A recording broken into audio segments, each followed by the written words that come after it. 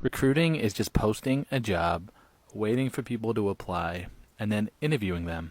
I cannot tell you how many times people have said things like this when we start talking about my job. Unfortunately, this could not be further from the truth, so I'm going to tell you some of the steps that go into recruiting. So whenever there is a recruiting need, the first thing that you do is you meet with the hiring manager, the person that's actually looking to recruit this new person to their team. After you met with the hiring manager, you take notes, and using those notes, you either make a job description or you make changes to the job description they currently have. Once you've done that, that's when the fun starts. You start finding people on LinkedIn, on Twitter, maybe even TikTok. Wherever those candidates are going to be, you go out and you find them. How do you find the people? Well, you use search strings and you learn how to use filters on the above platforms that I mentioned. This part of the process is called sourcing. It's almost like researching.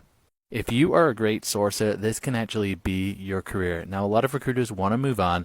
They want to be interviewing people. They want to be closing candidates. But if you are a good sourcer, you can get paid a lot of money, and it is a sought-after skill. So now you've found a couple of candidates. You still need to actually recruit them. So you need to reach out to them. You need to get them interested in the position. This is where marketing and sales comes in. You've got to know how to write a compelling message. You've got to personalize it. You've got to do whatever you can to get this person on the phone to find out whether or not they're interested, whether or not they're qualified, whether or not they could even be a fit for the position that you're recruiting for. Okay, let's say you've had 2 or 3 of these conversations. Now you're ready to send these candidates over to the hiring manager so they can start interviewing. You're going to be coaching the hiring manager. You're going to be coaching the actual candidate on what to expect in these interviews to make sure that those meetings go well. Let's say none of those meetings go well. Now you're back to sourcing and researching for more candidates. If those conversations go well, they move to the next step. Depending on how many steps you have, which you should be actually set in that first meeting with the hiring manager, this could take 2, 3, 4, even 5 steps, hopefully no more than that. Let's say you've got 2 people that have gone through the full process, now you're ready to make an offer. Even more fun stuff.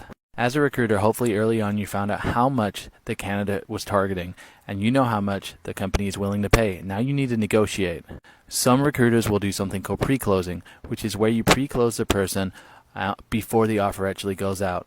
I recommend doing this because the likelihood of them accepting goes higher. There is nothing worse than a rejected offer or a counteroffer. So while you're negotiating and while you're trying to close somebody or pre-close somebody, you need to mention scenarios like a counteroffer.